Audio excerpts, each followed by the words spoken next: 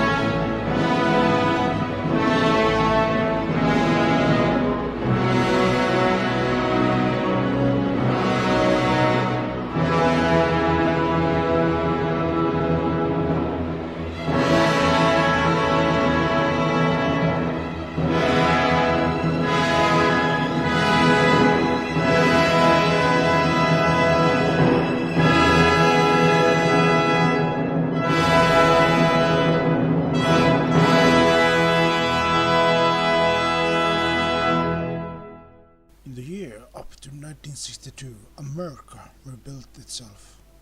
The American cities nuked by the Reich in the war were rebuilt from scratch from the advancement in 21st century technology provided by the Allied time travel team and its military into a nearly equal superior force as the Reich.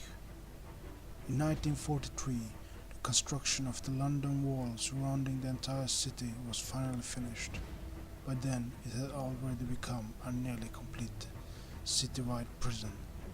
In 1943, the first of many secret spy satellites and regular satellites were launched into orbit by the United States of America. A secret space program began already in 1941 by the United States and was eventually secretly successful in launching a space fleet and an orbiting space station by 1950. By 1944, had the construction of the Moscow Wall become finished, and it also turned into a massive prison complex. In 1945, President Roosevelt dies in office. Vice President Truman takes over and reopens in August the same year the German embassy in Washington, D.C., and vice versa. South Africa turned to the Axis and became a satellite state of the Greater German Reich in 1945. It became a Reich paradise resort for tourists where black Africans have been put into zoos and reservations. The Nazis have successfully exterminated all subhumans across Europe, now occupied and former territories of the Soviet Union in the Middle East.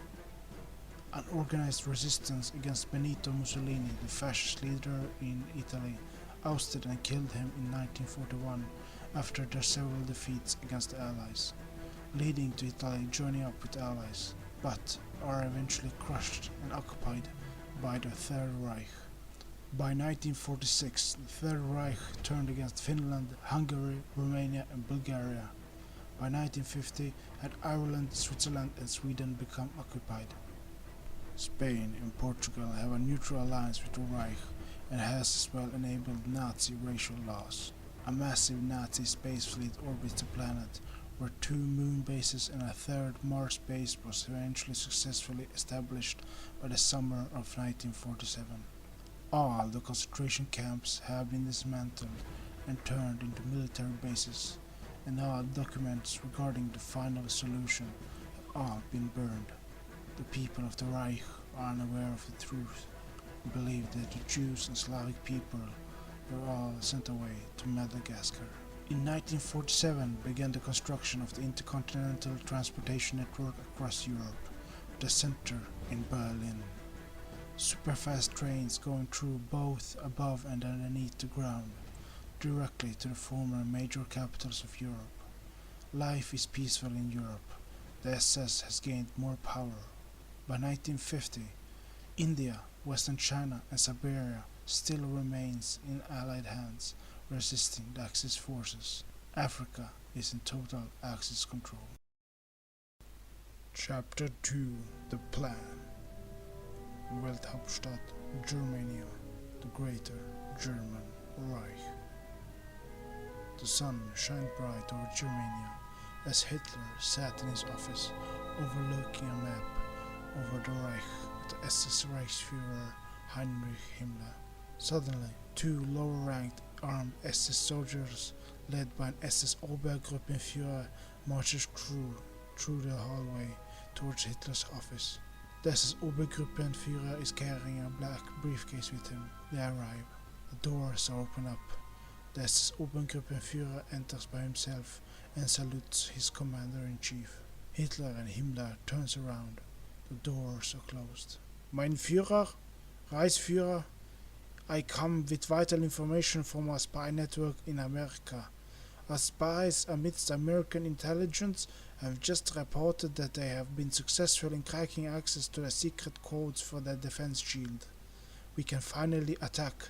Hitler and Himmler looks at each other and then back at the SS Obergruppenführer when Hitler speaks. Assemble for an immediate meeting with the General Staff. It is time. Within the hour, the entire chain of command had arrived in Germania and assembled in the dim-lit black-colored war room. A giant digital screen was showing a world map with the current borders before them.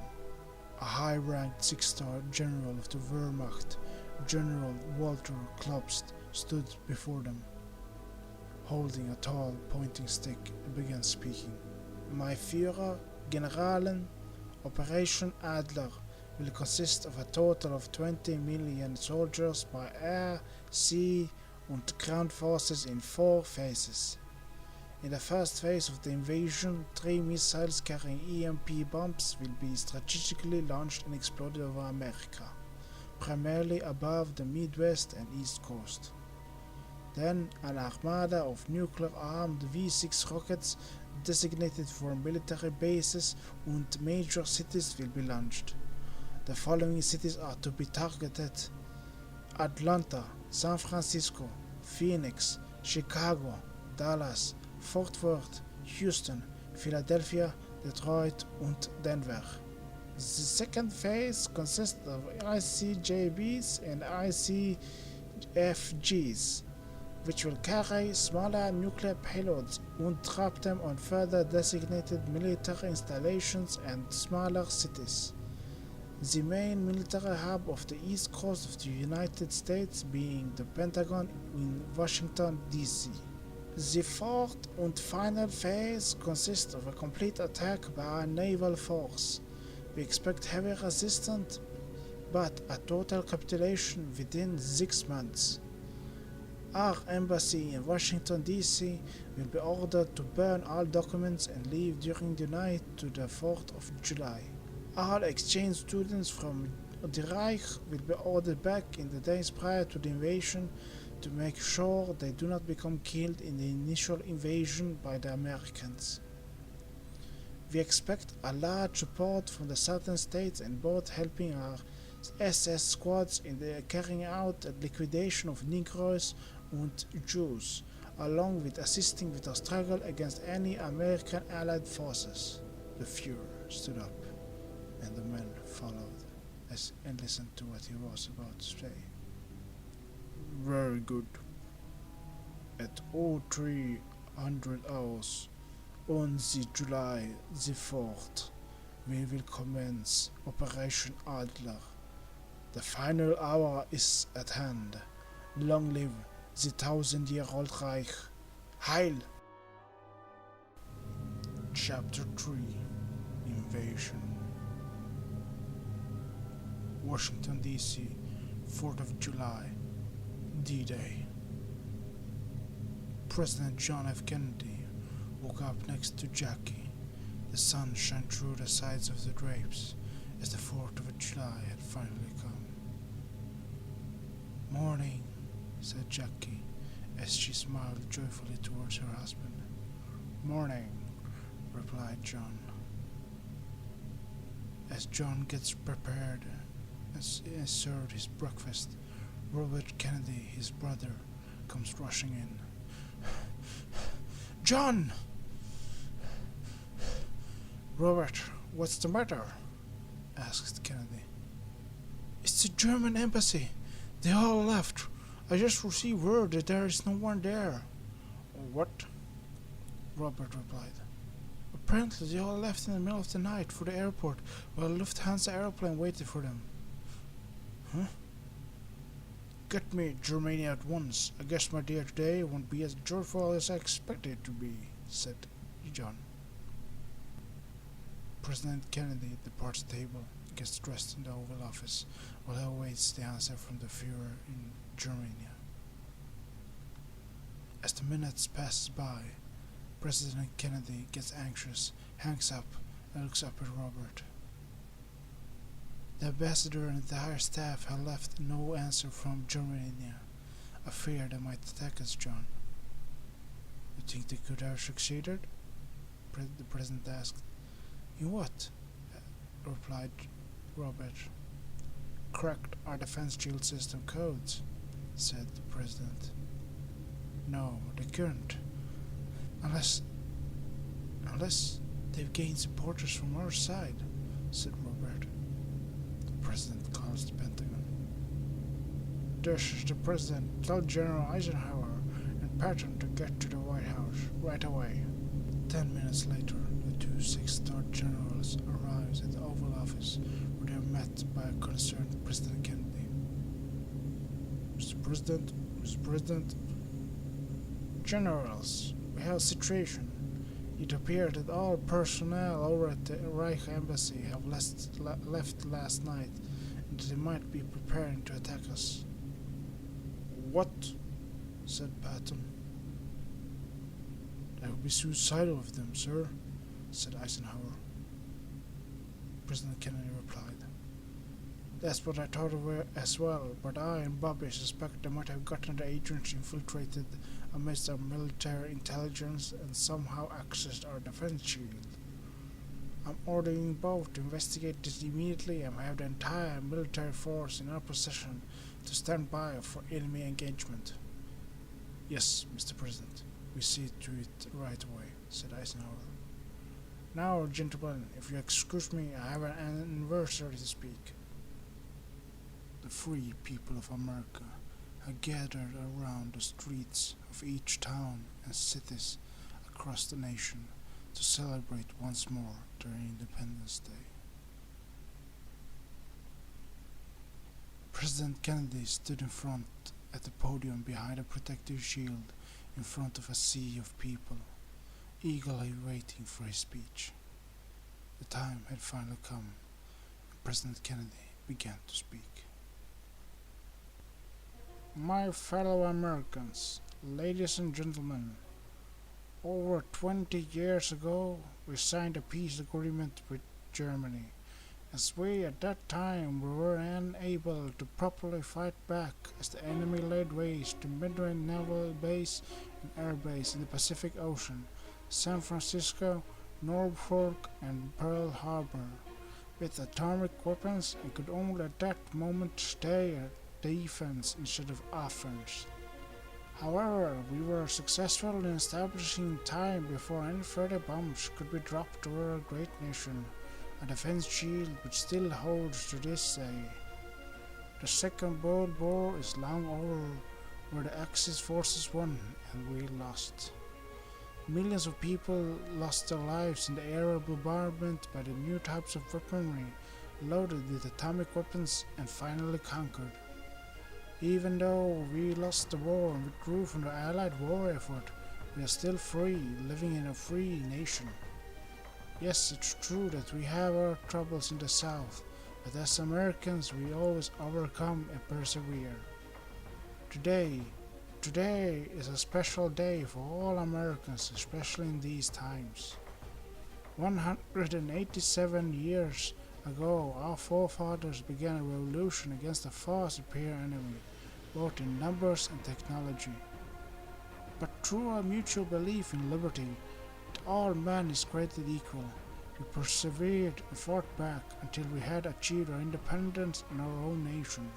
I hope that the current mutual friendship and non-hostile diplomacy between the United States of America, the Greater German Reich, and the Empire of Japan shall continue in a peaceful manner, and that all still current hostilities between the remaining Allied forces and the Axis forces around the world shall come to a final peaceful end, where no more nuclear bombs shall be dropped to wipe out hundreds of thousands.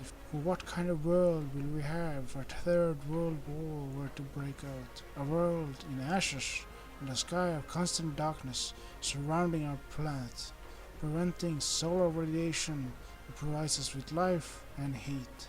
The time, which is 10 a.m. Eastern Standard Time. The Führer Adolf Hitler stands in the war room surrounded by his high command and speaks. Commence Operation Adler. 2 6-star German field marshals pulled out their launch keys, inserted them into the small black suitcase, turned them counterclockwise at a count of 3, and opened them up. They pulled out the second-in-line launch key cards with their assigned numbers. They pressed into the launch device the unit numbers and acknowledged the launch.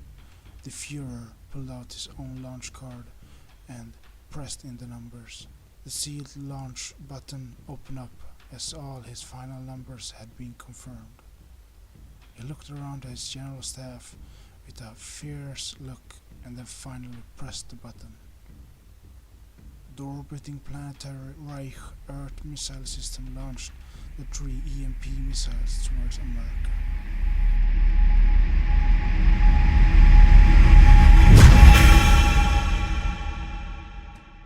The defense shield system, still active, sounded the alarm. The Pentagon immediately began carrying out orders to prepare for an attack, and suddenly the defense shield system powers down.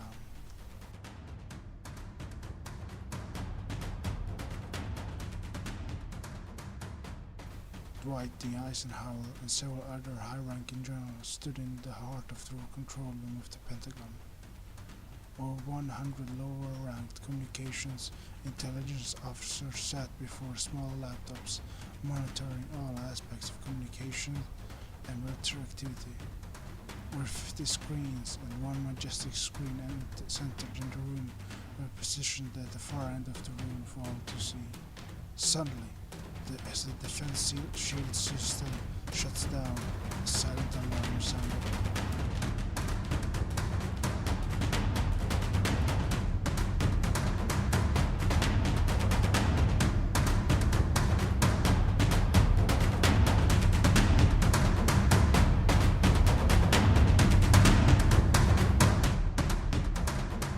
General Eisenhower, the defense shield system is down, said one of the officers.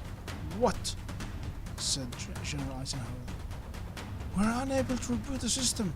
The malfunction comes from inside, said another officer. My God, they finally did it. They infiltrated us, said Eisenhower. How long till the missiles reach us? 30 seconds, sir. So this is it. After 20 years of peace and diplomacy, it's all but a lie. Scramble the entire Air Force and Navy. Commence Case Gray. Case Gray was the military strategical plan where the entire military, in case of destruction of the defense shield were to happen, to immediately become activated. Sir! Sound the alarm!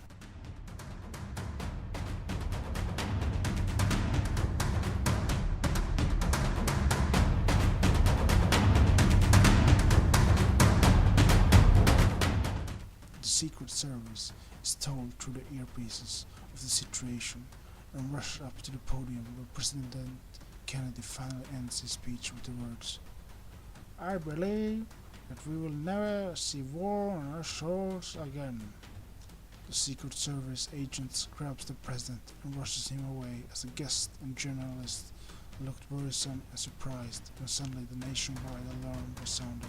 As President Kennedy was rushed through the White House, he sternly asked, What the hell is going on? A Secret Service agent replied, Sir, the defense shield system is down. Seconds ago the Reich launched missiles towards us. It appears to be the start of an invasion. My God, all those people. We got to let them know, said Kennedy. There's no time, sir. Move, said one of the agents. Seconds later, the nationwide air raid was sounded. Civilians across the nation stopped for a few seconds and looked up towards the sky when a state of emergency message was broadcasted. Citizens of the United States, this is a distress message by your government. This is not a drill. An imminent invasion is underway. Proceed to the nearest bomb shelters at once. I repeat, this is not a drill. An imminent invasion is underway. Proceed to the nearest safe shelters at once. People panicked and rushed across the country towards the nearest bomb shelters. President Kennedy, the entire family and entire chain of command is taken immediately underground and transported away onto maglev trains, leading far away and deep within the country to nowhere. General Dwight D. Eisenhower gives the order for all military personnel to evacuate at once. As the lower-ranked officers evacuates along with all non-essential personnel, he and the other high-ranked generals and their staff leaves for the underground levels towards NORAD. As the hour reaches 10:05 a.m., a V-6 rocket carrying a smaller nuclear warhead hits and wipes out the Pentagon.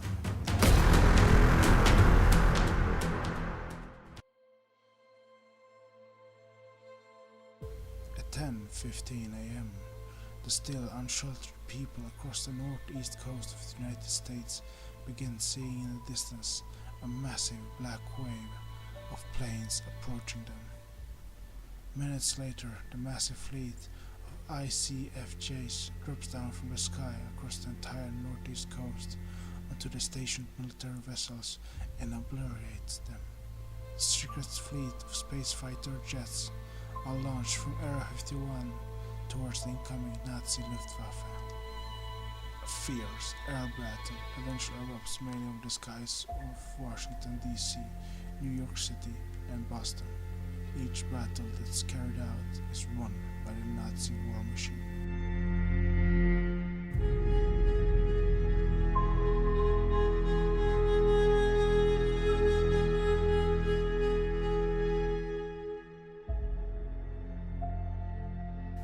At 10:15 a.m., President Kennedy and General Eisenhower and the other high-ranking generals arrive at NORAD, where they are led directly into the heart of the communications bridge.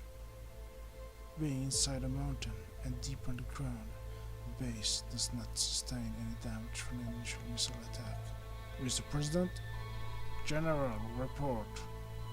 It appears the Nazis successfully infiltrated and shut down our defense shield system, then launched from space 3 missiles carrying EMPs and knocked out all the electronic devices across the continent. What followed was an all-out nuclear missile launch from Europe and the Atlantic Ocean against the following cities, which were wiped out: Atlanta, San Francisco, Phoenix, Chicago, Dallas, Fort Worth, Houston, Detroit, and Denver. After that, we simply can't say what's happening, but it looks like the Nazis have launched a full-scale invasion. My God, all those people, said Kennedy. How the hell could they infiltrate a defense shield system? Asked Robert, said the President. It's impossible to say at this moment, Mr. President, but what we do know is this, that we have a superior number and strength over the invasion force, that and this network of dumps which they don't know about. Don't know about? If they infiltrated the defense shield system, they might as well have infiltrated our dumps. We can't give up now. We have to coordinate the best we can and immediately counterattack before they gain a foothold, Mr. President. Within 30 minutes, the long-range anti-gravity motherships carrying ground forces arrives over the skies of the northeast coast of America. The main contingency force being over New York City and Washington, D.C. An older man in his late 60s stands still with his small white-collared dog in Central Park, New York City, and looks up at the passing by massive transport planes dropping down airborne units. A large quantity of troops and supplies are dropped into Central Park, from where they begin securing downtown Manhattan. People watch in horror from the surrounding streets and buildings the German advancement into their great city. The Marines John Davenport, Marcus Taylor, James Newcastle, and Michael Woodburn rushes through the underground tunnels till they come to an underground military base beneath Central Park, where they are the first to arrive and gear up. They rush back up and surprises the first German invasion force in Central Park, who puts up a fierce resistance. However, they are all forced to eventually escape down into the metro system, where they are hunted after mainly by SS forces who kills anyone in their way. Already positioned US sniper teams high up in the surrounding skyscrapers takes down many German soldiers, but are eventually found out by drones and satellite imagery.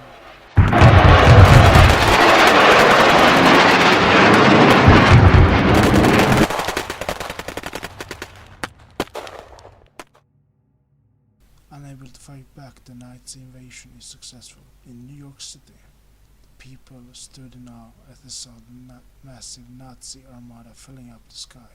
The still living survivors from the European theater stood in shock and awe and utmost fear, knowing what would happen if the Nazis would win this time again. An old man looked up at the sky and spoke. No, not here, not again. The tourists inside and around the Statue of Liberty from across the North American continent stood in shock and awe as they saw the first Nazi wave land on the island. The few stationed AA gunners and regular soldiers were quickly taken out, along with dozens of bystanding civilians. 5 Nazi transport ships descended fast down onto Times Square without a single shot being fired upon them. As the transport ships finally arrived in the heart of Times Square, the people hid behind the cars, into shops and alleys, and stood in shock as they saw the doors to the transport ships open up, and the first ground forces of elite SS troopers exited their mission to capture the stock exchange and collapse the US Allied economy. Over and over again, transport ships descended across the city. The 4th of July celebrations going on in Central Park erupted quickly as Nazi jet fighters came down and fired upon the people, clearing for landing for the coming transport ships. In Washington, D.C., the elite SS forces captures monument after monument, covering them with the swastika flag. As the entire east coast of the United States fell to the Greater German Reich, superior forces. After just a mere 3 days of fighting, the American way of life in a free world had finally ended. Field Marshal Erich von Manstein entered as the first person of the German armed forces in Washington, D.C. into the White House, where he took a seat in the empty president chair. As the invasion moved inland and the Allied forces are pushed back, the SS death squads begins immediately to act out their vicious extermination of undesirables. A special high technological device known as the Race Finder is carried by every member of the SS death squads. It has the capability to scan any human being anywhere and detect which race the person belongs to. As the Reich progresses further into the south, they became at many places greeted as saviors and heroes, as many racists had already apprehended undesirables, especially the African Americans. As the Nazis consolidated power across the continent, they began filling up ranks within the SS America section of American loyalists. Goebbels' propaganda ministry were in full swing as it pushed Nazi ideology and its propaganda across the vast network of the American media. The swastika banner lied high over the skyscrapers and government buildings of the remaining major cities of the former United States of America and Canada. The German army, with the coordination of the SS and the Waffen-SS, enacted immediately after the first month a curfew. Civilians were immediately ordered to help out the Reich in locating undesirables and become loyal to the Reich. Many people who were unable to comply committed either suicide or acts of resistance, leading to vast reprisals. Times Square in New York City became immediately filled with propaganda materials where in the center of it lied a giant picture of Adolf Hitler with the underlying text, "Obedience to the Führer, obedience to the 1,000-year-old Reich." The surrounding buildings are filled with Nazi flags, banners and propaganda posters with underlying text as, for example, "Join the American SS division, be part of something great. Beware of the Jew, the enemy of the Aryan people of America and the Reich." Several former American military officers and commanders who were still alive and who had become captured turned their loyalty to the Reich. After finding out about the nuclear destruction of many of the major cities and the realization that the Reich was invincible. To the resistance, they became the main targets of reprisals, as 10 of the 60 who had turned to traitors were killed. As the Reich had gotten its firm control over the major northeast coast cities, it finally began televising its first news broadcast from the newly established Reich's propaganda ministry TV station, Reich America News Channel, where the citizens were finally able to witness the might of the Nazi war machine. The list and pictures of the nuked major cities were shown along with former American officers and commanders who had joined the Reich. The people were also told that the new name for the former United States of America and Canada were to be called the Greater German Reich, in control at the top by the SS Obergruppenführer Martin Wolf. Wolf had made a name for himself in the Far East against communist rebels and in Africa, where he had successfully, without any high technology, killed many enemy fighters, along with surviving 2 Allied Special Forces assassination teams, even with successfully leading the charge in New York City, where he was nearly killed 7 times. It all ends with a speech from the Führer, translated into English, where he speaks from the People's Hall.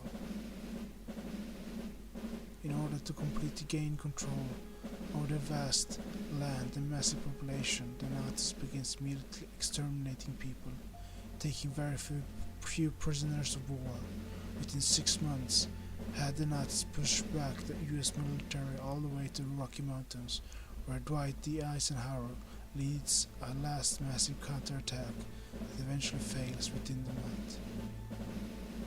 In order to completely gain control over the vast land and the massive population, the Nazis begin immediately exterminating people, taking very few prisoners of war.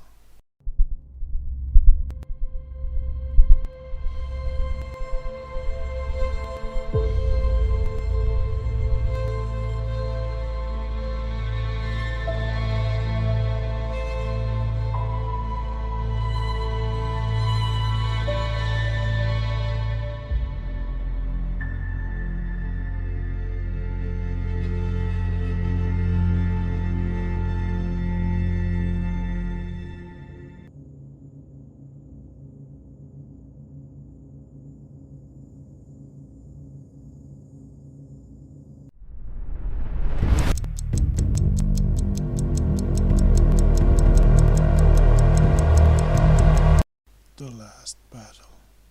The Battle of Los Angeles and San Diego. Operation Washington. Under the military command of Supreme Allied Commander Dwight D. Eisenhower, a massive fortified military zone had been laid out and created in and outside the two California cities of Los Angeles and San Diego. This was their final moment, the last hope for a decisive victory against the Nazi war machine. A powerful speech was broadcasted to all the remaining Allied forces and to the resistance across the continent. The speech was by President Kennedy. Fellow Americans, Allied forces across America and all the remaining American patriots fighting behind the enemy lines. The final hour has finally come. Our nation in this world is at crossroads. A powerful enemy unlike any other in history has nearly conquered the entire world, enslaved and wiped out hundreds of millions of people. They are led by a fanatical leader whose goal in life has and still is to enslave and wipe out all the free people of the world. Now that you, the American soldier and the remains of the Allied forces in America, stands patiently and awaits for the coming battle, a battle that will either live on in infamy as the day that the tides of war will change. Change for the cause of justice and freedom for all, and will be known as the last stand by the Allies. The last stand it is indeed. Now we must stay stronger than ever. For it is in our darkest times I believe in the greater hope, the greater way of justice and freedom hanging on the edge of history. For it is this day, as it has finally come, on this day, the 4th of July, that we will stand our ground and fight back and win this battle. This will be our turning point, the turning point where the Nazi conquest of the world will begin to end and finally crumble down. For on this 4th of July we will celebrate once more together, for this is our Independence Day, and no matter how hard Hitler and his Nazis will try to crush us, try to vanquish us, try to take away our freedom, we will never stop, for this is the first victory.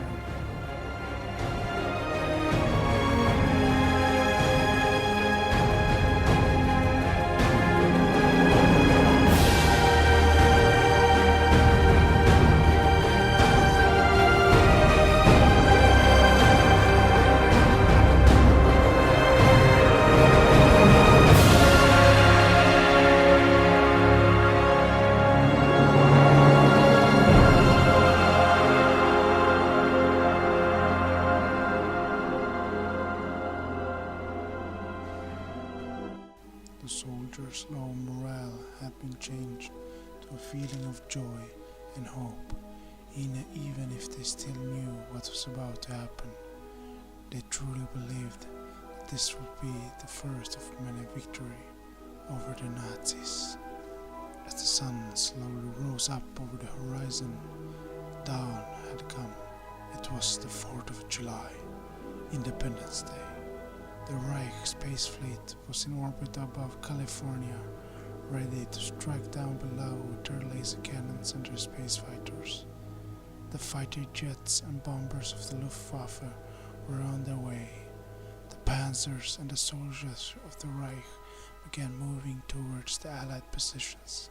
Meanwhile, deep underground in the command central, Dwight D. Eisenhower, General Patton, President Kennedy, many other officers and generals from Britain, Canada, Australia, France, Ireland and New Zealand were present. The last Allied fighter jets launched away towards the approaching Luftwaffe. This was their final moment. Both sides' forces came closer and closer. The Allied command beneath Los Angeles followed the radar scan, the live feed from the radio communications, the camera footage from the front line. Enemy forces approaches, sir. This is Liberty Eagle. I've got Luftwaffe in my sight. Approaching fast. Over. Liberty Star to Liberty Eagle. We'll read you loud and clear. Proceed to target. Godspeed. Over. Roger that. Over and out. Meanwhile, in the mothership of the Reich, Space Navy sits the Führer himself and watches the live feed in the command bridge with Grand Admiral Dönitz and several other officers. 30 seconds till target, my Führer, said one of the officers. Cannons ready and I acquired Los Angeles, my Führer, said another officer. The Luftwaffe fighter jets approached, seeing closing in towards them the Allied fleet. Das ist Schwarze Adler. Allied fighters approaches 25 seconds till the target. Over. The Reich troop transporters came into sight and stopped, followed by the Überpanzers right behind them. The mighty doors to the transporters opened up. Out came rushing in fully black uniform. Übersoldaten. Sir, we got incoming enemy fighters from space approaching in at high speed, said one of the officers to Eisenhower. Enemy mothership has activated the laser cannons and locked in on our forces, said another officer. Eisenhower looked at Kennedy. The time had nearly come. All ground and air forces came closer and closer. The Reich's mothership laser cannons were ready to fire.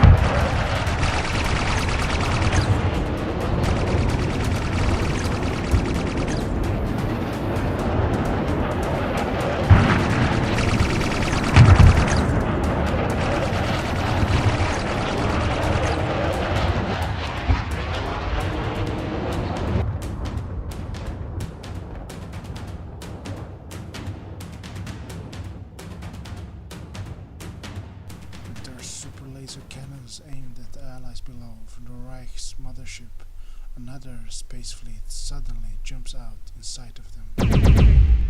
It's the Allied secret space fleet, ready to strike and destroy the Reich mothership and the rest of its space fleet. This is Admiral Adams of the United Allied Alliance. All squadrons report in. Admiral, this is Blue Leader, standing by. This is Yellow Leader, standing by. This is Red Leader, standing by.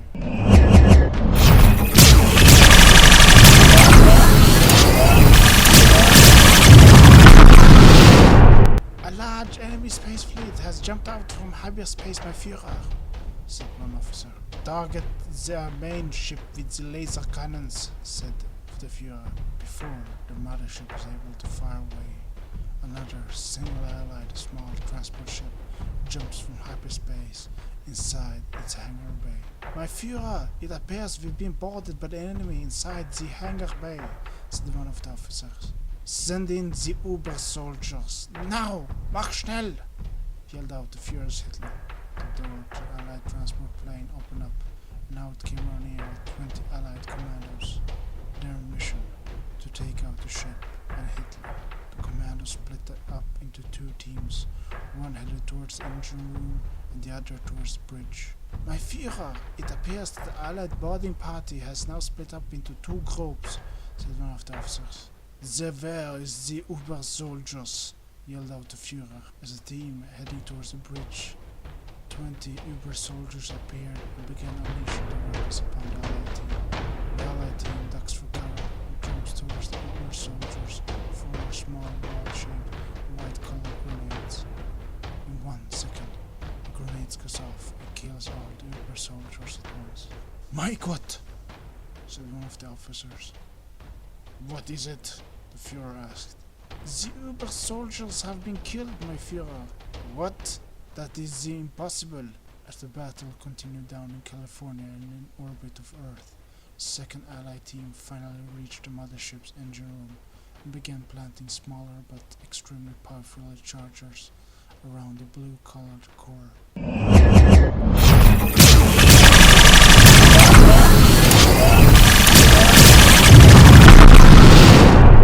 Before the Führer can get any further updated reports from the battle, the Allied team blows up the doors to the bridge. They fire away the laser weapons as they force their way inside. The Führer is hurried away by his SS guards towards the escape pods. There he is! We can't let him escape! Yelled one of the Allied commandos. Hitler and his SS guards rushed through the hallways as they were being chased after and shot at by the Allied team. At the same time, the other team rushed back to a transport ship and called in over the radio. Green leader to red leader, the charges have been set. Do you have the target? Over. Just mere meters apart from capturing Hitler, the SS guards puts up a heavy fight and holds back the Allied team as another SS unit arrives behind them and shoots them all down. The Führer was inside the escape pod as it was launched away. The last dying Allied team member pulls out one of the white grenades and discharges it. Realizing that the other team must have been killed in action, the first Allied team escapes with their transport ship in the last seconds, just as dozens of Reich forces rushes towards them and fires upon them. The charges around the core detonates and rips the entire Reich mothership apart, with the Führer able to give any further orders and the mothership destroyed. The Allied space fleet moves in for the kill.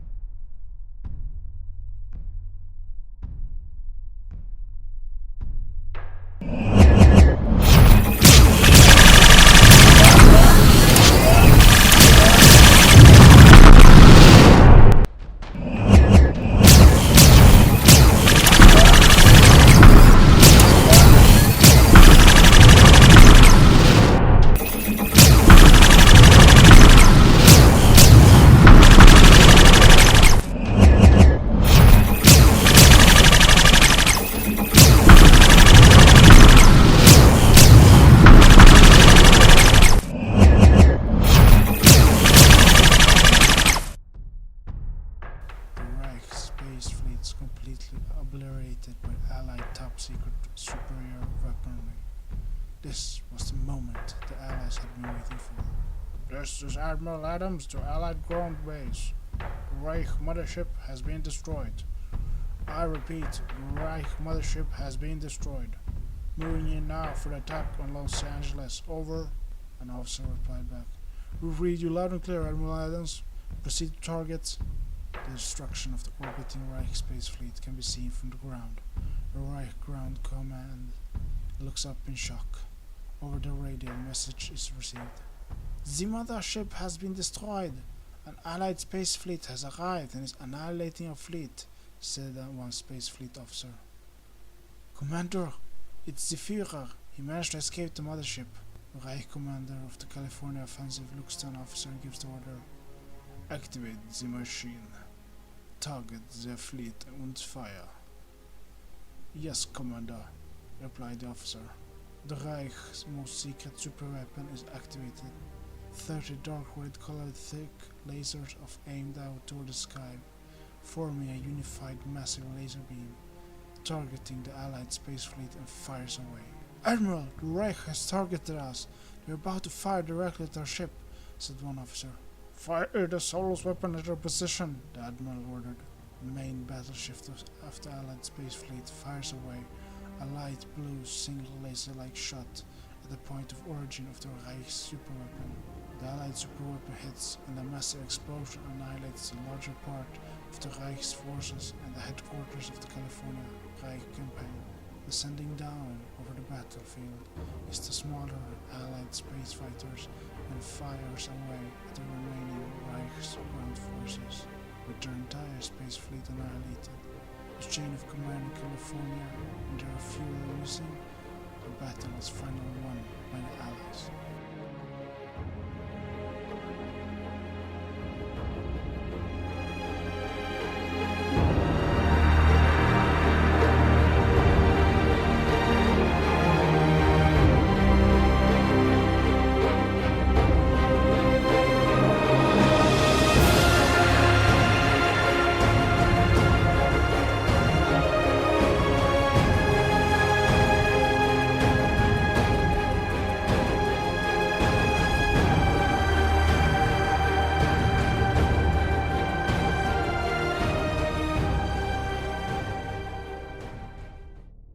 As the Allies celebrate their victory, the escape pod from the mothership carrying Hitler arrives in the Alpine region in Europe of the Greater German Reich. As it descends down over the mountains, a massive secretly built-in gate opens up in one of the mountains. The escape pod enters and docks. A high-ranking SS General, Karl Tyrannus, greets the Führer with a handful of SS elite soldiers lined up. The Führer exits, and they both salute and greet each other. "General Tyrannus, Heil, my Führer! The Allies have apparently acquired a secret space fleet." "Yes, Herr Tyrannus. Everything is going as planned. This petty victory by the Americans has fooled them. Our secret agents will soon strike them. Soon we will have them crushed in this world in our hands."